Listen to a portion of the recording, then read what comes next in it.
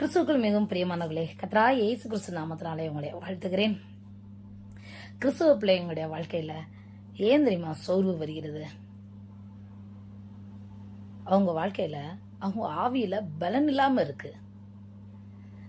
பலன் இல்லாட்டா ஆட்டோமேட்டிக்கா உங்க ஆவியில உங்களுக்கு பலன் இல்லைன்னா ஆட்டோமேட்டிக்கா உங்க மாமிசம் சோர்ந்து போயிடும். அப்போ ஆவியில எப்படி பலன் கொள்ளுதுன்னு கேட்குறீங்களா? ஒவ்வொரு நாளும் நம்ம ஆவியில பலன் கொண்டவர்களாய் நம்ம காணப்படணும்.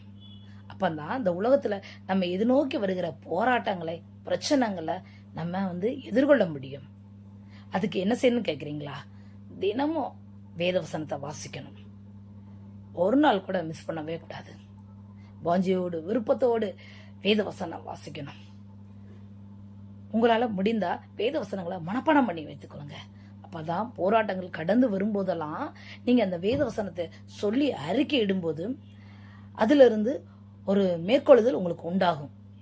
நீங்க ஒரு ஜெயத்தை பெற்றுக்கொள்ளுவீங்க. ரெண்டாவது என்னன்னா, எப்படி ஆவியில பலம் கொள்ளலாம்னா தினமும் செபிக்கிறவங்களா நம்ம காணப்படணும்.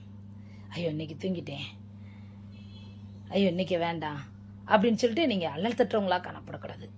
தினமும் செபிக்கணும். இடைவிடாமல் ஜெபம் பண்ணுங்கள் என்று எழுதப்பட்டு இருக்கிறது. நம்ம இடைவிடாமலா ஜெபம் பண்ணிக்கிட்டு இருக்கோம்? அப்படி இல்லை பிரியமானவர்களே. தினமும் 1 மணி நேரமாவது கர்த்தருடைய பாதத்தில் உட்கார்ந்து கிருபைகளை பெற்றுக்கிறவர்களா காணப்படணும். நீங்க ஜெபிக்கும் போது உங்க ஆவியில ஒரு பலன் உண்டாகும். அப்ப நீங்க பலப்படுவீங்க. கஷ்டங்கள் வரும்போது, பிரச்சனைகள் வரும்போது சோர்ந்து போக மாட்டீங்க. மூணாவதா என்னன்னா, ஆவியின் நிறைவோடு நம்ம ஜெபிக்கணும். அபிஷேகத்துல நிறையணும். நீங்க அபிஷேகத்துல நிறைஞ்சு அந்நிய பாசையில பேசும்போது உங்களுக்குள்ள ஒரு பெரிய பலன் உண்டாகும். அதை அநேக முறை நான் உணர்ந்திருக்கிறேன். அந்த பலத்தினாலதான் நான் ஓடிக்கொண்டு இருக்கிறேன். ஆம் பிரியமானவர்களே, ஒவ்வொரு நாளும் நீங்க அமர்ந்து அபிஷேகத்துல நிரம்பி நீங்க ஜெயிக்கும் போது அதுக்காக பாடு வராது, பிரச்சனை வராதுன்னு அர்த்தம் கிடையாது. உங்க ஆவியில நீங்க பலன் கொண்டுருவீங்க. எப்படி அதை ஃபேஸ் பண்ணணும்னு சொல்லிட்டு உங்களுக்கு ஞானம் பிறக்கும், ஐடியாஸ் கிடைக்கும். வேதத்தை வாசிக்கும் போது, செபிக்கும் போது, ஆவியில நிறையும் போது உங்களுக்கு நிறைய ஆண்டவர் ஆலோசனைகளை கொடுப்பார்.